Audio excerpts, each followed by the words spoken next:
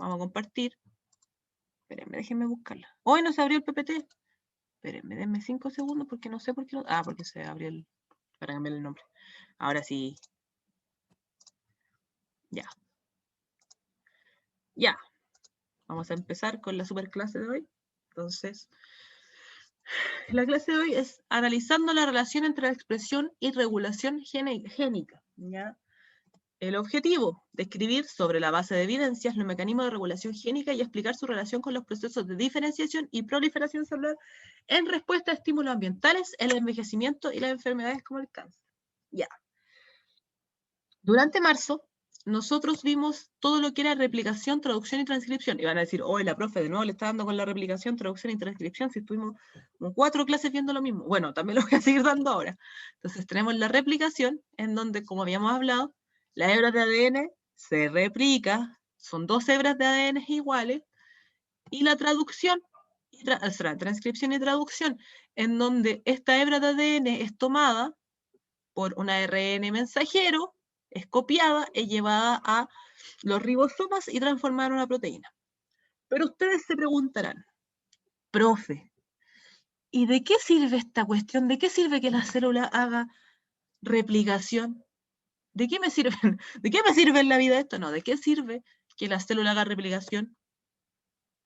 Traducción, transcripción, ¿de qué sirve? Transcripción, traducción. Bueno, chiquillos, sirve para muchas cosas.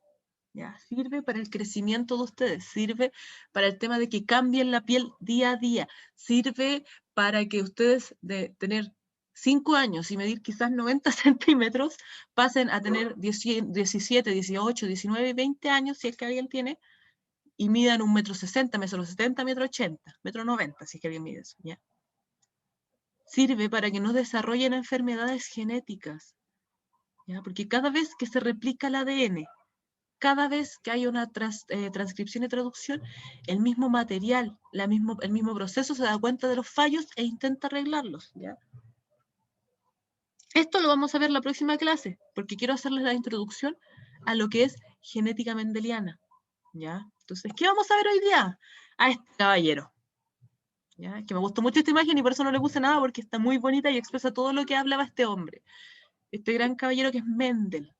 ¿Ya? No confundirlo con el científico alemán malo que intentaba clonar gemelos y que se vino a Argentina a vivir. ¿Ya? Mendel, como dice aquí, fue un monje austriaco. ¿Ya? Él fue el que se dedicó a buscar los patrones que existen en la herencia. ¿Ya? El que llevó a cabo a mediados del siglo XIX, donde se dio cuenta como en una planta de guisantes que podía hacer selección artificial, en donde podía seleccionar los guisantes, reproducirlos y generar una nueva planta igual o diferente a los padres. ¿Ya? Mendel explicó sus resultados describiendo las 2 leyes de la herencia genética que introdujeron la idea de rasgos dominante y recesivo. ¿Ya? Mendel agarró, como les puse aquí, esta arvejita lisa, que es gen dominante. Cada vez que ustedes vean AA así mayúscula, es un dominante. Tomó esta arvejita, que es rugosa, le puso AA minúscula. AA minúscula, recesivo. ¿Ya? Y las cruzó. Fíjense, óvulo, polen, polen, óvulo. Los cruzó. Fecundación, ¿qué generó? Hizo un cuadro de Punnett, que lo vamos a ver ahora más adelante, y generó una arvejita, 2 arvejitas heterocigotas, diferente cigoto, diferente. 2 arvejitas heterocigotas, o sea, 2 arvejitas dominantes, sí, heterocigoto dominante, pero que si se mezclan puede generar heterocigoto recesivo. ¿Ya? Una arvejita homocigota, homo igual, cigoto igual cigoto, dominante, y una arvejita homocigoto recesiva. ¿Ya? Esto lo vamos a ver, es para que vayan bien. Cuando ustedes aprendan a hacer esto bien, siempre fíjense en esto. Cuando hay una P, son los padres parentales F1, es la primera generación. Entonces Mendel cruzó esta arvejita, agarró una de esta primera cruza y le dio esto. F2, segunda generación. ¿Ya? La herencia mendeliana, entonces, se refiere a un tipo de herencia que solamente está... Benja, dígame. Profe, ¿a qué se refiere con primera y segunda generación? Ya, perfecto, muy buena pregunta. Déjame bajarte la manito para que no se me vea acá. Ahí está. Primera generación es primera vez que se cruzan, o sea, voy a poner un lapicito. Que yo ando dibujando, a ver, dibujar. Acá. Ustedes hacen esto, que se llama cuadro de Punnett, que creo que lo expliqué una vez, pero no. Entonces me dice, ay, déjenme mover esto. Hace con otro color. Me dice que la mamá es A, dominante. Y me dice que el papá es A, que es recesivo. La primera generación es cuando yo cruzo por primera vez estas dos. Entonces, yo hago este cuadro que se llama cuadro de Punnett para describir las características. Si yo puse AA, es porque esta abejita es lisa. Su dominancia es lisa, significa que cada vez que él tenga un hijo, se reproduzca esta abejita, se autofecunde, como dice aquí, va a tener al menos una descendencia dominante, o todas las descendencias dominantes, como acá. Entonces, nosotros hacemos este cuadro de Punnett, que dice A. ¿Por qué hacemos la primera y no se toma así como se toma cualquiera? Porque siempre le va a dar este resultado, siempre. Va a ser A mayúscula más A minúscula. Es como una multiplicación media extraña. Entonces agarró cualquiera de estas que tienen el mismo porcentaje de dominancia y recesividad, si se dan cuenta, una mayúscula, una minúscula. O sea, tenemos un 25%, no, mentira, tenemos un 100% de que nuestra arvejita sea dominante heterocigota diferente. ¿Ya? O sea, primera generación siempre se hace esta mezcla con los papás, por eso P de padre, siempre se hace de padres, de más padres. Se hace esta mezcla para generar una primera generación que sea diferente a los padres y podamos ver qué sucede de por medio si mezclamos estas. Entonces, lo que hizo Mendel fue agarrar, no sé si me están entendiendo, me dicen si no, fue agarrar esta, ahora la vamos a tomar esta de nuevo, esta arveja, hacer otro cuadro de Punnett.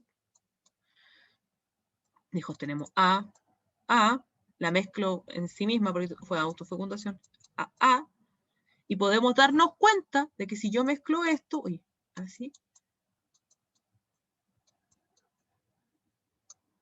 de nuevo, multiplicándolo así de esta forma extraña, genera una segunda generación que me da un 25% de homocigoto dominante, 25% de homocigoto recesivo, 50% de heterocigoto dominante. Ya, esto lo vamos a ver en leyes de Mendel también ahora. Entonces, la F1 es... Se me olvidó cómo se llama lo que estoy diciendo.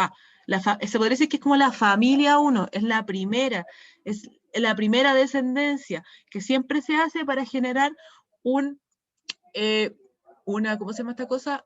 Una diferenciación biológica, que hayan una mezcla de alelos, que podamos no solamente, porque si mezclamos al tiro y sacamos la primera generación, y decimos, ya, con esta vamos a estudiar, siempre vamos a tener lo mismo y no vamos a tener diferenciación. Siempre vamos a tener lo mismo. Siempre. A diferencia de que si mezclamos estas, vamos a empezar a ver diferentes. Si agregamos una F3, póngale. Ya, y tomamos de estas, por ejemplo, AA dominante y AA dominante recesivo, también nos va a dar otra cosa. ¿Ya? Entonces, para eso se hace la primera generación, para tener como variedad genética, a pesar de que no es tan variante, según lo que vamos a ver ahora, porque Mendel solamente tomaba un alelo de todos los alelos que habían. ¿Ya? No sé si quedó claro o si confundí más. Benja. No, me quedaba más claro todavía. Ya, perfecto, niño, muchas gracias. Ya, entonces, la herencia mendeliana, chiquillos, se refiere a un tipo de herencia que puede entenderse de una forma sencilla porque solamente toma un gen. ¿Ya? Nosotros tenemos que entender que la mayoría de nuestros rasgos no son de un solo gen, son muchos genes que actúan. Entonces, pero Mendel dijo, no, la herencia es por un solo gen. ¿Ya? En este caso vamos a tomar una enfermedad, que puede ser esta enfermedad se puede dar por un solo gen, que es la enfermedad de Huntington, no puedo pronunciarlo, Huntington, ¿ya? Que se ve a través del tiempo en los niños y que tienen un 50% de probabilidad de verse afectados estos niños. ¿Ya? Si se dan cuenta, es una enfermedad mendeliana, porque solamente actúa un gen para que esta enfermedad se dé, ¿ya? Se presente. Pasa lo mismo con la hemofilia, el daltonismo. La hemofilia no se da en mujeres, por si acaso, pero sí se da en hombres, ¿ya? La hemofilia es una enfermedad de un solo gen. Si este gen cambia, puede provocar hemofilia, ¿ya? Y está ligada al cromosoma X, el cromosoma masculino. Esto también es herencia mendeliana, o la fibrosis quística, o el daltonismo. Hay muchas enfermedades que son herencias mendelianas. De hecho, la mayoría de las enfermedades son herencias mendelianas, de enfermedades que se heredan directamente, porque son autosómicas, no autosómicas, son asignadas a un gen. Autosómico me refiero cuando habla de un gen que no es sexual. Cuando habla de un gen sexual, hablo de un gen sexual, sino autosómico. Ya. ¿Qué es la enfermedad de Huntington? Es una enfermedad degenerativa de las neuronas, ¿ya? Es una enfermedad súper grave, que es una de estas enfermedades típicas, enfermedades raras que le da como a 1 en 1.000.000, pero los niños en su infancia tienen un 50% que les dé si es que presentan estos genes, ¿ya? Que sea, la palabra no es que les dé, sino que sean portadores y esta se exprese, la palabra es que se exprese. Cuando nosotros hablamos de genes, los genes se expresan, ¿ya? Uno puede ser portador, o sea, que lo tenga en nuestro ADN, pero nunca se dé a conocer físicamente, y otro es que se exprese, se da a conocer físicamente, ¿ya? Entonces, los pacientes que suelen tener esta enfermedad tienen gesticulación brusca, involuntaria, o sea, hacen movimientos, hablan o gesticulan verbalmente, involuntariamente, o sea, hablan así como, dicen, no, sin decir como, sonó muy, me molestó hacer eso, perdón, disculpe chicos, sonó como muy burlesco, no es así, hacen como movimiento involuntario, gesticulan brusca involuntario, porque su cuerpo tiene una degeneración a nivel neuronal, ¿ya? Tienen espasmos, como dice aquí, en el tronco, en todo el cuerpo tienen espasmos, y tienen rigidez muscular al mismo tiempo, o sea, están rígidos, pero presentan estos tipos de temblores, ¿ya? ¿Qué sucede aquí? Aquí está, ya está lo más científico sobre eso. Entonces tenemos un alelo D chiquitita, minúscula y mayúscula, un alelo dominante y un alelo recesivo, ¿ya? Cuando nosotros tenemos este alelo dominante, este no lo expresa, ¿ya? Ni uno es portador ni lo expresa cuando es dominante, homocigoto dominante. Cuando uno es homocigoto recesivo, perdón, homocigoto dominante recesivo, hoy, homocigoto dominante heterocigoto, perdón chiquillos, se me fue, heterocigoto, es portador, pero no lo expresa. Pero cuando es homocigoto recesivo, ahora sí, es afectado, lo expresa, ¿ya? Entonces les dicen, un ejemplo. Ah, pero esto es con hemofilia, ¿por qué me tiran la hemofilia para acá? Oh, no había dado cuenta de eso. Ya. Ya, cuando tienen estos dos alelos, significa que si ambos padres fueran así, y se mezclaran, tendrían un 25% de probabilidad de tener un hijo con un homocigoto recesivo con con la enfermedad de Huntington. ¿Ya? Pasa lo mismo acá en la hemofilia, que pusieron el ejemplo, no me había dado cuenta, pensé que estaba todo el ejemplo de la enfermedad, en donde la madre es portadora por el gen X, con el padre que no es portador, ¿ya? Entonces, ¿qué pasa? Tienen hijos y esta hija es portadora, no lo expresa. De hecho, si una mujer llegara a expresar la hemofilia, moriría instantáneamente. O al menos se me explicaron a mí en algún momento. ¿Por qué? Porque al momento de la primera menstruación se iría desangrada. Porque la hemofilia genera que uno no coagule. Las plaquetas del cuerpo se producen en menor cantidad, la coagulación casi no existe porque no existe una proteína y una enzima que se encargan de generar la coagulación. Entonces, ¿qué pasa? Si yo vengo y me da hemofilia en mi primera menstruación, sería terrible, una mujer moriría desangrada. ¿Ya? Y se supone que a la hora del parto, la niña que nace también moriría desangrada por el tema de la pérdida de sangre, el rompimiento del cordón umbilical, etcétera, etcétera. Entonces, las niñas suelen ser portadoras, nunca lo expresan, nunca. Y si lo expresan, vuelve a decir, el feto si no se autoaborta, hay un aborto espontáneo también. Entonces, Diferencia acá que pone que el padre es hemofílico, lo mismo, el padre es hemofílico, la madre no. Tienen hijos, sus hijos no son hemofílicos, pero sus hijas portan el gen. Va lo mismo, Mendel decía esto, ustedes hacen el cuadro de Punnett en donde se entrecruzan y pueden darse cuenta qué hijos pueden ser portadores o qué hijos no son portadores. O rasgos mendelianos, ya rasgos mendelianos como músculos que están en el cuerpo, que otros tienen y algunos no. ¿Ya?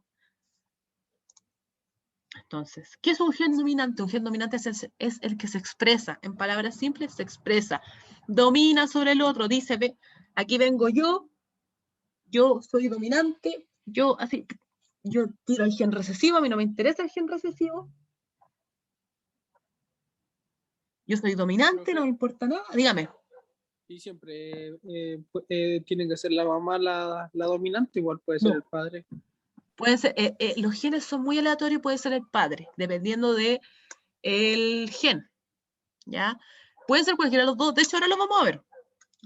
Magia. Si, por ejemplo, entre una cantidad de hermanos todos se parecen al papá, es como dominante los genes del Claro, papá, ¿cierto? claro, serían dominantes los genes del padre. Pero ahí también vamos a hablar de la poligenia, ¿ya? Que también es algo muy importante y que depende también el tema del gen dominante recesivo, ¿ya? Pero por ahí es. Muy bien, mi niño. Entonces, el gen dominante es el que domina, se manifiesta o desarrolla enfermedades, ¿ya? Es el que copia la norma del gen, es el que copia el gen y el que da la expresión. El que ustedes tengan los ojos cafés, el que ustedes tengan un color de piel, el que tengamos un color de pelo, es un gen dominante, pero eso no es genética mendeliana, es genética no mendeliana que vamos a ver más adelante. Mientras que un gen recesivo, ¿ya?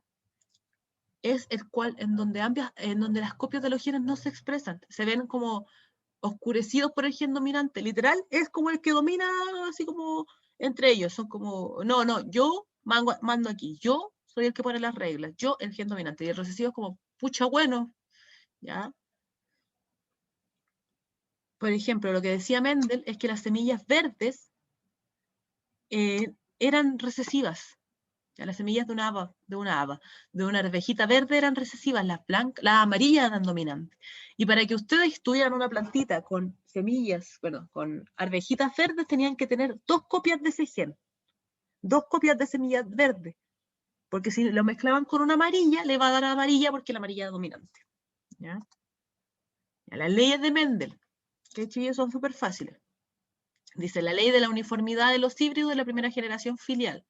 Suena súper raro, pero dice, al cruzar una raza pura de una especie AA, dominante, homocigoto, con otro individuo de raza pura de la misma especie, AA, recesivo, homocigoto, la descendencia de la primera filia será fenotípicamente, o sea, físicamente y genotípicamente igual entre sí, lo que le había dicho yo. Cuando se mezcla la primera generación para generar una variabilidad genética, siempre les va a dar esto. Porque la primera generación, como es una especie pura, ambas son especies puras, siempre van a ser dominante y recesivo homocigoto, y van a dar un heterocigoto dominante. Suena súper extraño, pero es muy entretenido. Mientras que la segunda ley de Mendel, la ley de segregación, dice que la segunda relación filial obtenida a partir del cruce de 2 individuos de la primera generación, o sea, de los parentales, se recupera el fenotipo. Si retrocedemos y vamos a las habitas de nuevo, ya, dice que la primera generación filial siempre es lo mismo, la primera ley. Y dice que en la segunda se recupera el fenotipo, o sea, tenemos el fenotipo de la segunda 2 veces y el fenotipo de los padres, que pasa a ser dominante recesivo homocigoto, y se cumplen las leyes de Mendel, en este caso. ¿Ya? Pum, pum. Y la tercera ley dice que los gametos son independientes entre ellos, o sea, que ustedes no van a poder meter mano ahí y que lo que salga va a tener que salir porque eso dice Mendel, no. Dice que si nosotros ponemos los rasgos hereditarios, los que tenemos, por ejemplo, A mayúscula y A minúscula, el patrón no afecta, o sea, ¿cómo explicarlo? La mezcla que se da va a ser siempre la misma y no se afecta. No, ustedes no pueden generar un cambio en esa mezcla a menos que metan otra arvejita. No sé si me entienden. Siempre van a ver como las mismas mezclas, ¿ya?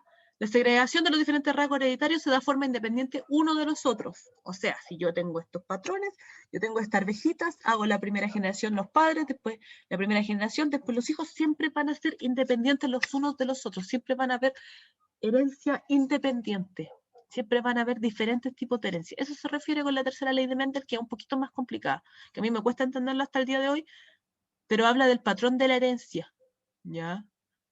O sea, no porque el primer patrón sea un heterocigoto dominante A mayúscula, A minúsculas, te van a dar todo lo mismo después. Va a haber un cambio, a menos que... Y es lo que les decía yo acá, este es el cuadro de Punnett, donde nosotros ponemos los alelos, alelo dominante, alelo recesivo, los óvulos, si son femenino o masculino, por ejemplo, femenino acá, masculino acá, y después se hace la cruza, esta multiplicación rara que les digo yo, esta multiplicación, que les da la descendencia, que puede ser heterocigota, homocigota, recesivo o dominante, dependiendo de lo que ustedes pongan, ¿ya? Rasgos mendelianos en humanos, en lo que hablaba con su compañero. Hay muy poquitos rasgos mendelianos visibles, la mayoría son enfermedades, ¿ya? Pero existen, por ejemplo, las entradas del pelo. Si ustedes se levantan la chasca hacia atrás, si ustedes se levantan el pelo hacia atrás, se van a dar cuenta del tipo de entrada que tienen, que pueden ser entradas de este tipo que se llaman corazón o pico de águila, ¿ya? Se dan cuenta como que los que van a ser pelados, o las que van a ser peladas, o las personas que van a llegar a tener calvicie, suelen tener ese tipo de entradas que tienen como ese piquito, hoy se me pierde el mouse, ese piquito aquí, pum, pum. A diferencia de las sin entrada en el cabello, que también no les quita de ser calvos, ¿ya? Porque les puede dar alopecia, que es terrible. Yo tengo esa entrada. Ya, pero no significa que vas a quedar calvo. Sí se van a notar más las entradas en la vejez, pero no necesariamente se van a quedar calvos. A diferencia de esta, que es como una cara recta, que, como frente de cubo, de cuadrado, en donde no tiene entradas, ¿ya? Esta suele presentar más entradas, entonces uno se ve con menos pelito, pero no quiere decir que uno vaya a quedar calvo. Y esta se ve con más pelo, pero también puede quedar calvo en cualquier momento, ¿ya? Entonces, este es un gen dominante. Chicos, chicas, la mayoría de la Tierra tiene este gen. Y este es un gen recesivo. Pero déjenme acordarme. Sí. Si no me equivoco, esta es así. También tenemos esto. Ya. Este que ustedes pueden tirar el pulgar hacia atrás. Bueno, no toda la gente puede tirar el pulgar hacia atrás. A veces les queda recto así. Este es un gen dominante, este es un gen recesivo. Ya como que el dominante sería que ustedes pudieran tirar el dedito hacia atrás y pudieran hacerlo. El recesivo no lo permite. Lo deja recto. ¿Ya? Otra cosa es el pedigrí para la unión de lóbulos. Bueno, no pedigrí, perdón. Es la unión de lóbulos. El pedigrí es esto. ¿Ya? Si se dan cuenta, la orejita esta está despegada de la cara. Esta no. Este es el recesivo. Este es el dominante. ¿Ya? Entonces, esta es la que menos se da. Esta es la que más se da. Fíjense la orejita que está despegada. ¿Ya? Y así se pueden ir identificando más rasgos. Pero, ¿en qué pasó? ¿En qué falló Mendel, chiquillos? Si va todo tan bien, todo tan bacán, todos tan felices y contentos. Bueno, Mendel falló en la poligenia. ¿Qué es la poligenia? La poligenia habla de que los patrones simples que nosotros vemos en la genética de Mendel, en donde solamente un alelo se representa o un alelo se expresa, no pasa, ¿ya? La poligenia es un patrón de herencia en el que participan múltiples genes para determinar una sola característica fenotípica. En este caso, es complicado distinguir la participación y el efecto de cada gen por separado. Y aquí dice, esta modalidad de herencia es aplicada para la mayoría de los rasgos complejos que observamos en el fenotipo humano y de otros animales. En estos casos, la herencia no puede ser estudiada desde el punto de vista simple y discreto, como lo hizo Mendel, que describe las leyes del Mendel, ya que nos estamos enfrentando a una modalidad multifactorial. ¿Ya? Calvo, no se molesten. Ya. Por ejemplo, el color de ojos. A pesar de que aquí son 6 de estas personas tienen los ojos cafés, son diferentes cafés. Fíjense, café claro, café medio, café más claro, café muy oscuro, café claro, no tan más claro que este, pero no tan claro como este, café más claro que todo, ojos azules, que a uno se ven celeste, hay ojos morados, chicos, es hermoso y desconocido, ¿ya? Entonces, La poligenia actúa en estos rasgos, actúa en todos nuestros rasgos, chiquillos. Entonces Mendel queda en el olvido un poquito, porque no todos los rasgos pueden ser tan simplificados, no todos los rasgos pueden ser decir así como, ah, no, es que yo tengo el color de pelo café porque mi mamá es dominante, mi papá es recesivo, así. No, ¿ya? Ahí actúan otros rasgos que dan ese color de cabello. Ya, lo mismo con los ojos, si ustedes se dan cuenta y se ponen a ver los ojos de sus papás, se van a dar cuenta que quizás no tienen ni siquiera el mismo color de café, y es porque actúa más de un rasgo, actúa más de un gen se expresa. Lo mismo el color de piel. Miren, este es un cuadrado de Punnett que podríamos hacer para el tema del color de piel. ¿Ya? Donde ponen dominancia, recesividad, y dependiendo de estos caracteres, como vayan cambiando, se va dando el color de piel. Si se dan cuenta, miren. Los que menos hay son este color de piel 0, casi no existen. ¿Ya? Que son genes recesivos. Entonces, Mendel, aunque estaba en lo cierto con algunas cosas, porque estos rasgos existen, también estaba sumamente equivocado, ¿ya? Súper equivocado en los seres humanos y en los animales. Porque las plantitas es un poquito más fácil porque su genética se explica de otra manera, ¿ya? Entonces, después de ver esto y entender que Mendel tenía razón y al mismo tiempo no, y estamos confundidos, vamos a la parte más bioquímica, más biológica, vamos de hueso. ¿Qué sucede? ¿Cómo nosotros logramos llegar a este, ¿cómo se llama? A este